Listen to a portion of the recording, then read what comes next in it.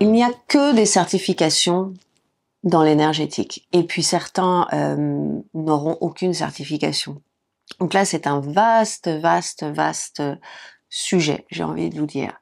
Par contre, il y a des gaps que vous pouvez vérifier.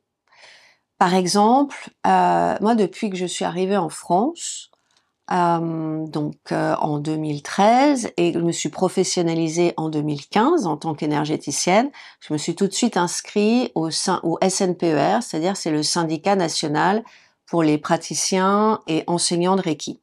Donc ça, juridiquement, c'est un syndicat qui vous garantit que il y a une certification, qu'ils sortent pas ça de leur chapeau. Et après, ça vous garantit pas à 100 000% que ça sera pas un charlatan, mais ça fait quand même pas mal de filtres. La meilleure chose à faire lorsque vous avez envie d'un soin énergétique, c'est peut-être de regarder effectivement sur Internet et regarder les commentaires des personnes qui sont à votre disposition, proches de chez vous, etc. Et de suivre votre instinct, en fait. De voir quels soins vous avez envie. Il y a le magnétisme, il y a les soins énergétiques Reiki, et puis il y a les soins qu'une énergéticienne comme moi vont vous proposer. C'est-à-dire que oui, c'est au départ un soin Reiki, parce que je suis maître enseignante et que c'est ce qui m'anime. Et en même temps, on va rajouter, j'ai envie de vous dire, notre sauce. Donc suivez, appelez la personne et parlez. La voix est un moyen de rencontrer déjà la personne et on travaille déjà par téléphone. Donc vous allez tout de suite ressentir qu'il y a quelque chose qui se passe ou pas, et voilà. Et vous pouvez bien évidemment me joindre, téléphonez-moi. C'est pour ça que je propose aussi l'écoute. On échange, vous posez toutes les questions qui vous viennent. Il n'y a aucune mauvaise question. Et suivant l'échange qui va s'effectuer, vous prenez rendez-vous avec la personne choisie.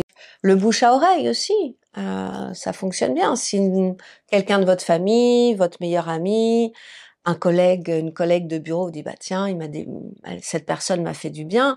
Vous pouvez aussi, c'est un peu comme un restaurant. J'aurais peut-être tendance à aller dans un restaurant qui m'est conseillé par une de mes meilleures amies parce que je sais qu'elle aime bien manger. Donc je vais aller en confiance dans ce restaurant. De quelle façon vous reconnaissez une bonne énergéticienne ou un bon énergéticien ou un thérapeute en hypnose? Praticien d'hypnose, c'est enfin en tout cas, je parle pour ma paroisse, je ne donne aucune prescription et je n'interviens absolument pas, jamais, sur l'avis de votre médecin traitant et ce que vous mettez en place avec votre psychologue, voire votre psychiatre. Je suis là en tant que facilitatrice pour apaiser des tensions au point de vue énergétique. Les soins énergétiques, en tout cas de ce que je pratique, se pratique toujours habillé. Toujours. Je demande à ce qu'on se déchausse parce qu'effectivement on est allongé sur une table, etc. ou assise, voilà. Et d'être déchaussé, c'est quand même assez agréable aussi, enfin pour certains, pour la plupart.